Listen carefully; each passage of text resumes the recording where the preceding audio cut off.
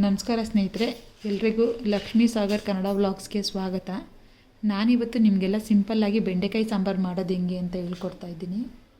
ಮೊದಲನೇದಾಗಿ ಬೆಂಡೆಕಾಯಿ ಸಾಂಬಾರಿಗೆ ಏನೇನು ಬೇಕು ಅಂತ ನೋಡ್ಕೊಳ್ಳೋಣ. ನಾನಿಲ್ಲಿ ಅರ್ಧ kg ಬೆಂಡೆಕಾಯಿ ತೊಗೊಂಡಿದ್ದೀನಿ. ಅದನ್ನು ಕಟ್ ಮಾಡಿ ತೊಳೆದು ಒರೆಸ್ಕೊಂಡು ಸಣ್ಣ ಸಣ್ಣದಾಗಿ ಕಟ್ ಮಾಡಿ ಇಟ್ಕೊಂಡಿದ್ದೀನಿ. ಆಮೇಲೆ ಎರಡನೇದು ಹುಣಸೆಹಣ್ಣು, ನಿಂಬೆಹಣ್ಣು ಗಾತ್ರದಷ್ಟು ಹುಣಸೆಹಣ್ಣು ತೊಗೊಂಡಿದ್ದೀನಿ. ಹುಳಿ ಜಾಸ್ತಿ ಇಷ್ಟಪಡೋರು ನೀವು ಜಾಸ್ತಿ ಹುಣಸೆಹಣ್ಣು ಹಾಕೋಬೋದು. ನಾನು ಟೊಮೊಟೊ ತೊಗೊಳೋದ್ರಿಂದ ಚಿಕ್ಕ ನಿಂಬೆಹಣ್ಣು ಗಾತ್ರದಷ್ಟು ಅಂದರೆ ಒಂದು ನೆಲ್ಲಿಕಾಯಿ ಗಾತ್ರದಷ್ಟು ಹುಣಸೆಹಣ್ಣು ತೊಗೊಂಡಿದ್ದೀನಿ.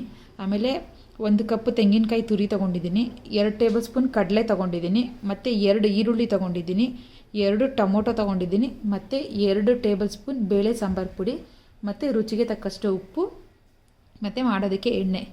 ಇಷ್ಟು ಇದಕ್ಕೆ ಬೆಂಡೆಕಾಯಿ ಸಾಂಬಾರಿಗೆ ಮಾಡೋಕ್ಕೆ ಬೇಕಾಗಿರೋ ಸಾಮಗ್ರಿಗಳು. ಮೊದಲು ಇದನ್ನು ಹೇಗೆ ಮಾಡೋದು ಅಂತ ಹೇಳ್ಕೊಡ್ತೀನಿ. ಮೊದಲು ಇದಕ್ಕೊಂದು ಮಸಾಲೆ ರುಬ್ಕೊಳ್ಳೋಣ. ಆ ಮಸಾಲೆಗೆ ಏನೇನು ಬೇಕು ಅಂತಂದರೆ, ಮೊದಲು ಒಂದು ಜಾರ್ ತೊಗೊಂಡಿದ್ದೀನಿ. ಜಾರ್ಗೆ 1 ಕಪ್ಪು ತೆಂಗಿನಕಾಯಿ ತುರಿ,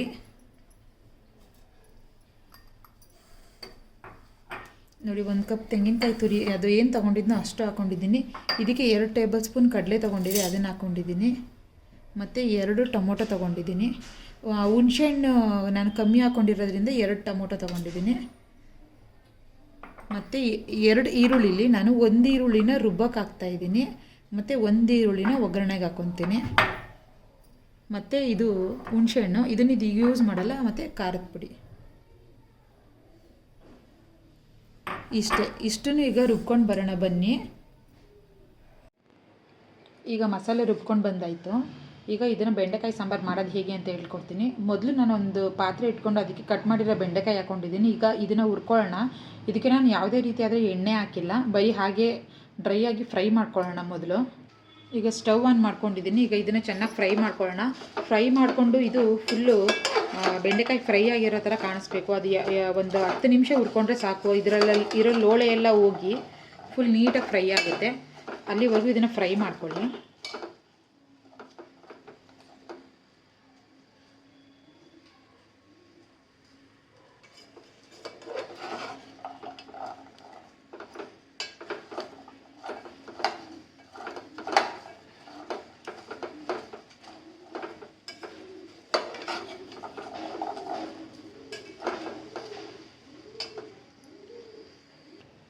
ಈಗ ನಿಮಗೆ ಕಾಣಿಸ್ತಾ ಇರ್ಬೋದು, ಬೆಂಡೆಕಾಯಿ ಉರಿತಾ ಈ ಥರ ಕಲರ್ ಚೇಂಜ್ ಆಗ್ತಾ ಇದೆ. ಇದು ಇನ್ನೂ ಸ್ವಲ್ಪ ಚೆನ್ನಾಗಿ ಈ ಥರ ಅಂಟಂಟು ಏನು ಬರಬಾರ್ದು, ಆ ಥರ ಅಷ್ಟು ಚೆನ್ನಾಗಿ ಫ್ರೈ ಮಾಡ್ಕೊಂಡಾಗ ಬೆಂಡೆಕಾಯಿ ಸಾಂಬಾರು ತುಂಬ ಚೆನ್ನಾಗಿ ಬರುತ್ತೆ. ಈ ಅಂಟಂಟು ಇದ್ದಂಗೆ ಹಾಕಿದ್ರೆ ಸಾಂಬಾರು ಫುಲ್ಲು ತಿನ್ಬೇಕಾದ್ರೆ ಅಷ್ಟು ಚೆನ್ನಾಗಿರಲ್ಲ.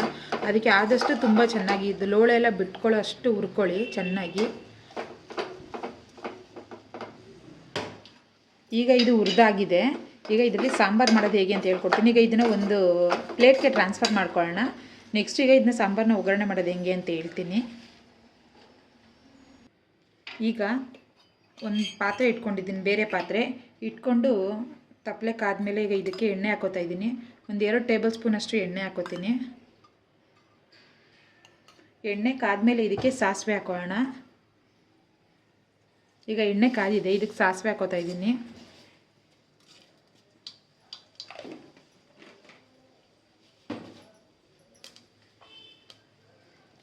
ಕರಿಬೇವು, ಮತ್ತು ಒಂದೇ ಒಂದು ಒಣಗಿದ ಮೆಣಸಿನ್ಕಾಯಿ ಹಾಕೋತಾ ಇದ್ದೀನಿ.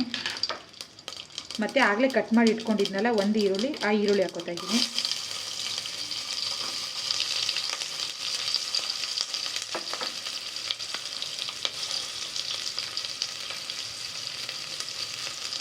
ಈಗ ಇದನ್ನು ಫ್ರೈ ಮಾಡ್ಕೊಳ್ಳೋಣ.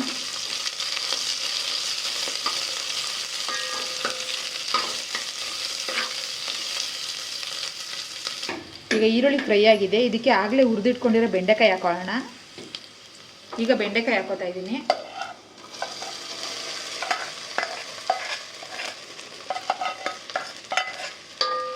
ಹಾಕೊಂಡಿದ್ದೀನ ಒಂದು 5 ನಿಮಿಷ ಎಣ್ಣೆಗೆ ಒಂಚೂರು ಹುರ್ಕೊಳ್ಳೋಣ. ಆಗ ಬೆಂಡೆಕಾಯಿ ಸಾಂಬಾರಿಗೆ ಟೇಸ್ಟ್ ಚೆನ್ನಾಗಿ ಕೊಡುತ್ತೆ. ಈಗ ಎಣ್ಣೆಲಿ ಹುರ್ಕೊಂಡಾಯಿತು. ಇದಕ್ಕೆ ಆಗಲೇ ರುಬ್ಬಿಟ್ಕೊಂಡಿದ್ವಲ್ಲ ಮಸಾಲೆ, ಅದನ್ನು ಮಸಾಲೆ ಹಾಕೋತಾ ಇದ್ದೀನಿ.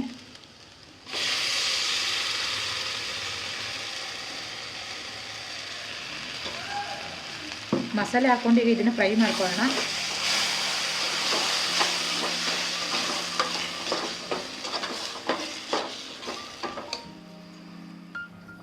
ಈಗ ಅದು ರುಬ್ಬಿದ ಮಸಾಲೆ ಹಾಕ್ಕೊಂಡು ನನಗೆ ನೀರು ಎಷ್ಟು ಬೇಕೋ ಅಷ್ಟು ಜಾರಲ್ಲಿ ಇದ್ದಿದ್ದಕ್ಕೊಂದು ಸ್ವಲ್ಪ ನೀರು ಹಾಕ್ಕೊಂಡಿದ್ದೀನಿ. ಈಗ ಮತ್ತು ನಿಮಗೆ ಸಾಂಬಾರು ಯಾವ ಹದಕ್ಕೆ ಬೇಕೋ ಅದಕ್ಕೆ ನೀರು ಹಾಕ್ಕೊಳ್ಳಿ. ಅದಕ್ಕಿಂತ ಮುಂಚೆ ಮೊದಲು ನಾನು ಹುಣ್ಸೆಹಣ್ಣು ಕಲಸಿಟ್ಕೊಂಡಿದ್ದೆ, ಆ ಹುಣ್ಸೆಹಣ್ಣು ಹಾಕೊಳ್ಳೋಣ. ಇದು ಆಗಲೇ ತೊಗೊಂಡಿದ್ದು ಹುಣ್ಸೆಹಣ್ಣು, ಇದನ್ನ ಕಲಸಿಟ್ಕೊಂಡಿದ್ದೀನಿ. ಈಗ ಇದನ್ನ ಹಾಕೋತಾ ಇದ್ದೀನಿ.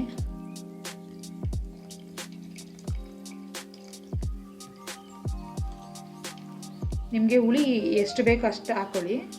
ಮತ್ತು ಈ ಟೈಮಲ್ಲೇ ನಿಮಗೆ ಸಾಂಬಾರು ಯಾವ ಕನ್ಸಿಸ್ಟೆನ್ಸಿಗೆ ಬೇಕೋ ಅಷ್ಟಕ್ಕೆ ನೀರು ಹಾಕ್ಕೊಳ್ಳಿ. ಈಗ ನಾನು ಇದಕ್ಕೆ ನೀರು ಹಾಕೋತಾ ಇದ್ದೀನಿ. ನನಗೆ ಯಾವ ಅದಕ್ಕೆ ಬೇಕೋ ಸಾಂಬಾರು ಅದಕ್ಕೆ ಅಡ್ಜಸ್ಟ್ ಮಾಡ್ಕೊತಾ ಇದ್ದೀನಿ.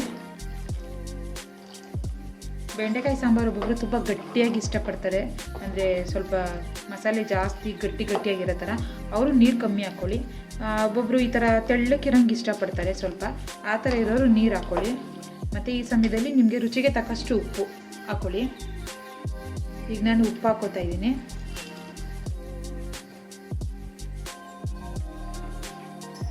ಉಪ್ಪು ಹಾಕ್ಕೊಂಡು ಕಲಿಸ್ಕೊತಾ ಇದ್ದೀನಿ. ಇಷ್ಟೇ. ಈಗ ಇದನ್ನು ಬೇಯಕ್ಕೆ ಬಿಡೋಣ. ಇದು ಬೆಂದ ಮೇಲೆ ಸಾಂಬಾರು ಹೆಂಗೆ ಬಂದಿದೆ ಅಂತ ತೋರಿಸ್ತೀನಿ. ಆಮೇಲೆ ಒಂದು 10 ನಿಮಿಷ ಬಿಟ್ಟು ಒಂದು ಕುದಿ ಬಂದಾಗ ಇದರಲ್ಲಿ ಉಪ್ಪು ಕರೆಕ್ಟಾಗಿದೆಯಾ ಅಂತ ಚೆಕ್ ಮಾಡ್ಕೊಳ್ಳಿ. ಉಪ್ಪು ಕಮ್ಮಿ ಇತ್ತು ಅಂತಂದರೆ ಇನ್ನೊಂದು ಸ್ವಲ್ಪ ಹಾಕ್ಕೊಳ್ಳಿ, ಯಾಕಂದರೆ ಈಗ ಉಪ್ಪು ಹಾಕಿದ್ದೀವಲ್ವ, ಈಗ ಕರೆಕ್ಟಾಗಿದೆಯಾ ಅಂತ ಗೊತ್ತಾಗಲ್ಲ. ಒಂದು ಕುದಿ ಬರಬೇಕು. ಈಗ ನೀವಿಲ್ಲಿ ನೋಡ್ತಾ ಇರ್ಬೋದು ಸಾಂಬಾರು ಕುದೀತಾ ಇದೆ. ಈ ಟೈಮಲ್ಲಿ ಒಂದು ಸಲ ಉಪ್ಪು ಸರಿಗಿದೆಯಾ ಅಂತ ಚೆಕ್ ಮಾಡ್ಕೊಳ್ಳಿ. ಉಪ್ಪು ಸರಿಗಿದ್ದರೆ ಒಂದು 2 ನಿಮಿಷ ಬೇಯಿಸ್ಕೊಂಡು ಆಫ್ ಮಾಡ್ಕೊಳ್ಳಿ. ಇಲ್ಲ ಉಪ್ಪು ಕಮ್ಮಿ ಇತ್ತು ಅಂದರೆ ಈ ಟೈಮಲ್ಲಿ ಉಪ್ಪು ಆ್ಯಡ್ ಮಾಡ್ಕೊಳ್ಳಿ. ಮತ್ತು ಇದು ಸಾಂಬಾರು ಹೇಗೆ ಬೆಂದಿದೆ ಅಂತ ಗೊತ್ತಾಗೋದು, ಸಾಂಬಾರು ಸ್ಮೆಲ್ ಘಮ್ ಅಂತ ಬರ್ತಾ ಇರ್ತದೆ. ಮತ್ತು ಕಲರ್ ಕೂಡ ಚೇಂಜ್ ಆಗಿರುತ್ತೆ. ಖಾರ ಘಾಟ್ ಥರ ಇರೋಲ್ಲ, ಫುಲ್ ಬೆಂದು ಘಮ್ ಅಂತ ಸಾಂಬಾರು ಸ್ಮೆಲ್ ಬರ್ತಾ ಇರುತ್ತೆ. ಆ ಟೈಮಲ್ಲಿ ಆಫ್ ಮಾಡ್ಕೊಳ್ಳಿ. ಇಲ್ಲಾಂದರೆ ಒಂದು 10 ರಿಂದ 12 ನಿಮಿಷ ಬೇಯಿಸ್ಕೊಂಡ್ರೆ ಸಾಂಬಾರಾಗುತ್ತೆ. ಇದು ಬೆಂದಮೇಲೆ ಹೇಗಾಗಿದೆ ಅಂತ ತೋರಿಸ್ಕೊಡ್ತೀನಿ. ಈಗ ಇದು ಸಾಂಬಾರು ಆಗಿದೆ ನೋಡಿ, ನಿಮ್ಗೆ ಕಾಣಿಸ್ತಾ ಇರ್ಬೋದು ಎಷ್ಟು ಚೆನ್ನಾಗಾಗಿದೆ. ಬೆಂಡೆಕಾಯಿನೂ ಅಷ್ಟು ಚೆನ್ನಾಗಿ ಬೆಂದಿದೆ. ನಾನು ಉಪ್ಪು ಚೆಕ್ ಮಾಡಿಕೊಂಡೆ, ಕರೆಕ್ಟಾಗಿದೆ. ಇದನ್ನು ಸರ್ವ್ ಮಾಡಿ ತೋರಿಸ್ತೀನಿ ಹೇಗಾಗಿದೆ ಅಂತ ಸಾಂಬಾರನ್ನ. ಈ ಸಾಂಬಾರು ಮುದ್ದೆ ಜೊತೆಗೆ ಅನ್ನದ ಜೊತೆಗೆ ತುಂಬ ಚೆನ್ನಾಗಿರುತ್ತೆ. ನೀವು ಒಂದ್ಸಲ ಮನೇಲಿ ಟ್ರೈ ಮಾಡಿ. ಇದು ಹೇಗೆ ಬಂದಿದೆ ಅಂತ ತೋರಿಸ್ತೀನಿ ಈಗ ನಿಮಗೆ. ನೋಡಿ, ಬೆಂಡೆಕಾಯಿ ಸಾಂಬಾರು ಸರ್ವ್ ಮಾಡಿದ್ದೀನಿ, ಹೇಗೆ ಕಾಣಿಸ್ತಾ ಇದೆ ಅಂತ. ಈ ವೆದರ್ಗೆ ಈ ಸಾಂಬಾರು ತುಂಬ ಚೆನ್ನಾಗಿರುತ್ತೆ. ನೀವು ಮನೇಲಿ ಒಂದ್ಸಲ ಟ್ರೈ ಮಾಡಿ, ಹೇಗಿತ್ತು ಅಂತ ಕಮೆಂಟ್ ಮುಖಾಂತರ ನನಗೆ ತಿಳಿಸಿ. ಯಾರೆಲ್ಲ ನನ್ನ ಚಾನಲ್ನ ನೋಡ್ತಿದ್ರು ಅವರಿಗೆಲ್ಲ ತುಂಬ ಥ್ಯಾಂಕ್ಸ್. ಹಾಗೆ ಎಲ್ಲರೂ ಸಬ್ಸ್ಕ್ರೈಬ್ ಮಾಡ್ಕೊಂಡು ನೋಡಿ. ಮತ್ತೆ ನಾಳೆ ಹೊಸ ವಿಡಿಯೋ ಜೊತೆಗೆ ಹೊಸ ರೆಸಿಪಿ ಜೊತೆಗೆ ಭೇಟಿಯಾಗೋಣ. ಧನ್ಯವಾದ ಸ್ನೇಹಿತರೆ.